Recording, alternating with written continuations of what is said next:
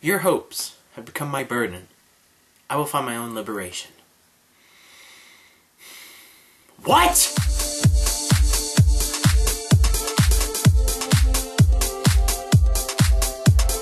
Alrighty. That is the quote that starts off the RWBY Black trailer. Starting off trailers with quotes is so great in my book because it actually gives you something to think about throughout the entire thing, and by the time you get to the end, you either remember it or you rewatch the trailer and then you remember it and then you're like, oh, that's what it means. So I'm going to make that kind of the hub point of this video, is that quote.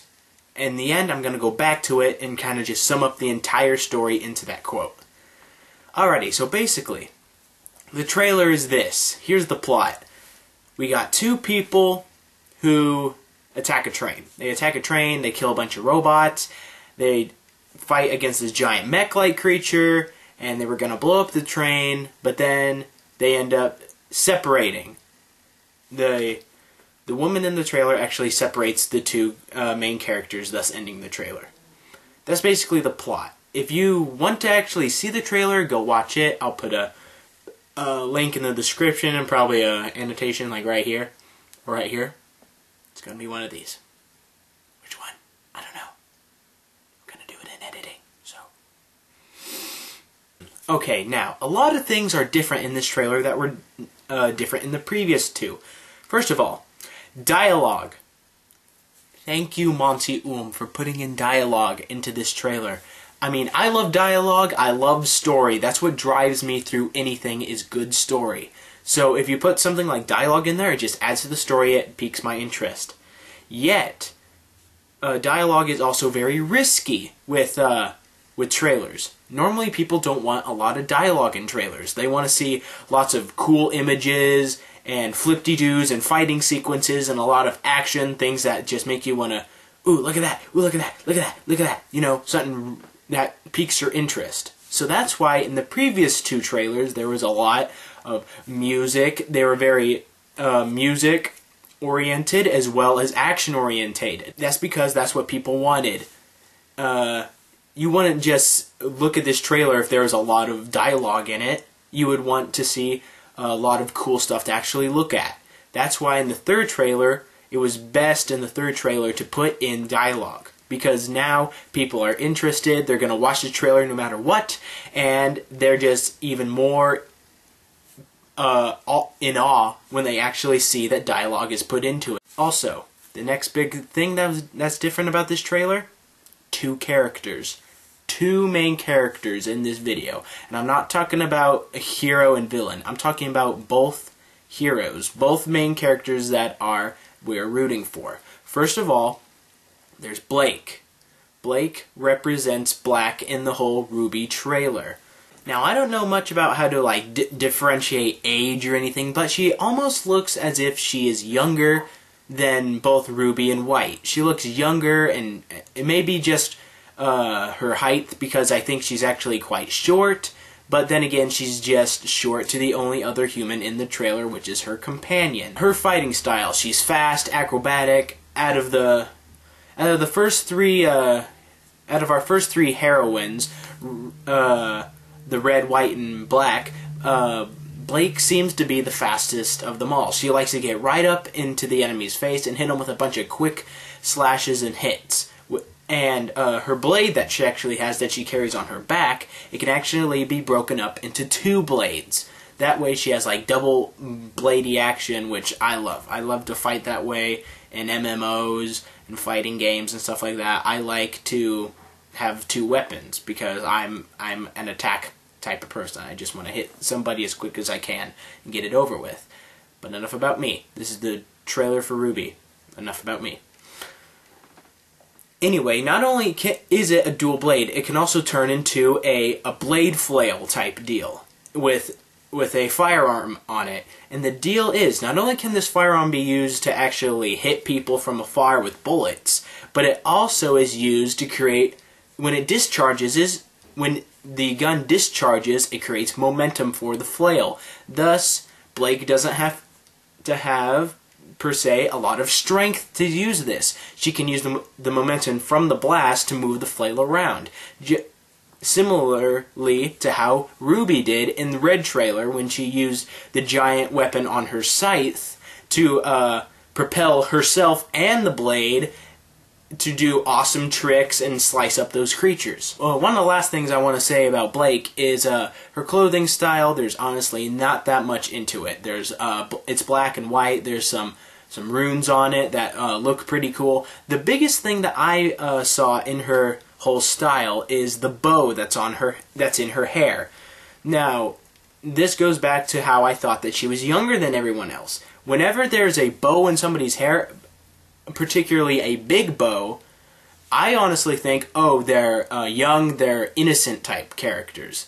And this will actually come into play later. But normally when you see big bows on characters, they portray a form of innocence. Sort of like how Minnie Mouse is in Disney with her big bow, and Apple Bloom is in My Little Pony Friendship is Magic.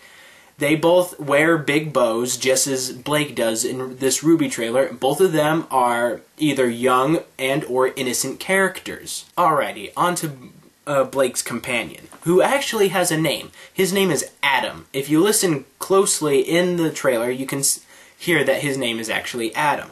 Now, Adam is a tall guy. He has like this awesome clothing thing going on, and he has a katana, which I like. I like the whole idea of that weapon. What he does, it's not only is it a katana, but it also has a firearm in it, just like many of the other weapons in this series, in these trailers. It's actually the sheath. That is his firearm. It looks like a shotgun, but it probably fires more like pistol ammo. And it even can propel his sword out of his sheath and to hit enemies. This is actually shown as the beginning of an action sequence. Now, I took more out of Adam's style sense than I did out of Blake's, and that's probably good due to the fact that Blake does most of the talking, while Blake is more of an ominous figure who's supposed to be mysterious. That comes to my first article of his clothing, his mask. We are not able to see his eyes during this whole part, which means he has to act with his body and his mouth. And with his mouth, he shows that he probably likes the idea of fighting due to the chic little smiles that he gets when and after he is fighting. One of the biggest things that I noticed about Adam is that on the back of his jacket, he has a red rose. This plays into something that I'm going to talk to in a little bit, but also, can that rose be somehow connected to RWBY and the grave that she was visiting in the Red trailer? I'm not sure about this, but I'm going to go more in depth into it when I do my big collab trailer at the end of when all the trailers have come out and I reviewed them all thoroughly. Lastly, I want to talk about the fact that it almost seems that Adam has horns right here. It almost looks like that he has some sort of devil horns due to two reasons. One, they don't move when he's on the train and wind is passing by. They don't move like the rest of his hair. And also, they're a distinctly different color than his hair. This has led me to believe that the characters Blake and Adam represent the fairy tale Beauty and the Beast. It seems that every single trailer is representing some well-known fairy tale. Blake being Beauty, Adam being the Beast of the two. This theory contributes to their fighting styles as well. While Blake is more elegant in the way that she fights, using acrobatics and speed, Adam is more of a powerhouse, using not only fast, but fatal blows. He's able to take out multiple enemies at once and even absorb a giant pulse cannon strike and redirect it back at its foe, which is just freaking awesome to see. Next thing I want to talk about is the actual train. I love the whole concept of the great train robbery idea, because it makes you think that, ooh, they're stealthy, they're like ninja, it's really cool, and it also adds a level to the technology of the mythos of this place, of this universe. Now, not only is there firearms and magic, but there's also trains, which leads me to believe that there's even a wider range of technology. There could even be computers in this universe. We don't know, we haven't seen that, but there are robots and giant crab-like mechs with giant pulse cannons. So obviously, warfare and daily lives are going to be obviously different than in the real world, which is going to be freaking awesome to see. Also, one of the key things I noticed on the train is that the crates that that our duo was going to destroy, Blake and Adam got onto this train to destroy its cargo. Now, maybe they're of a different nationality, and this train is their enemy's train, thus they're sabotaging it because of a war. But if you notice, in the background, on the boxes is a symbol. This symbol is similar to the rune that White conjured up whenever she uses her magic. And that could even be the symbol of her country or nationality. Does that mean that Blake and White are going to be enemies? Or is it just their countries at war? Or is it just a terrible coincidence? Either way, the plot thickens, and I like that. Next thing, there is an element of music, but most of it is just subtlety and in there to add ambience. But there is a few key spots where lyrics are used. One of those parts I really took keen to listening to because it actually seemed to be telling something about the characters. Here, take a listen.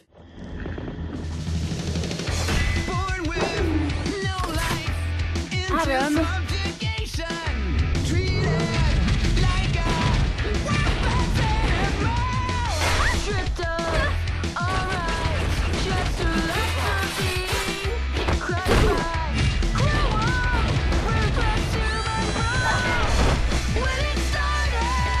We need to get out of here.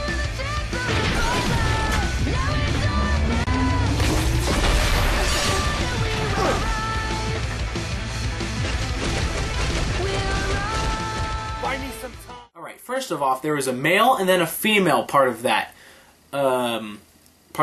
song, which leads me to believe that it relates to both Blake and Adam. Now, the lyrics, what I got out of it was, it might suggest that maybe they were slaves, or maybe just grew up on the wrong side of town. The two of them seem to be more on the lower end of the spectrum in the society. They seem to come from backgrounds where they were used, they were abused, and such, which obviously is a reason why they would want to attack a train and destroy its cargo. I mean, I would. Alrighty. That basically wraps up this video. But once again, I'm gonna go back to the quote at the beginning. Your hopes have become my burden. I will find my own liberation. After watching this video many times, reviewing, researching, it's led me to believe that it seems to be talking through Blake's perspective.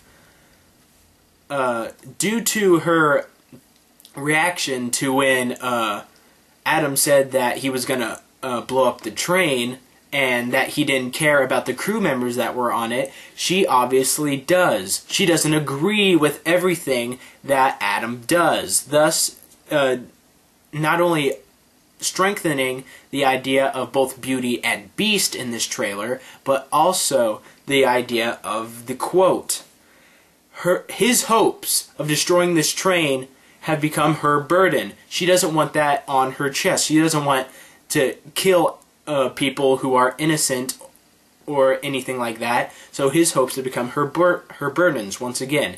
And at the end of the trailer, she finds her own liberation by leaving him behind. Now it's obvious that it's both a surprise to him and to her. They obviously have feelings for each other, which just breaks my heart because this is obviously a possible love interest, and this might even drive Adam to doing some questionable things in the future.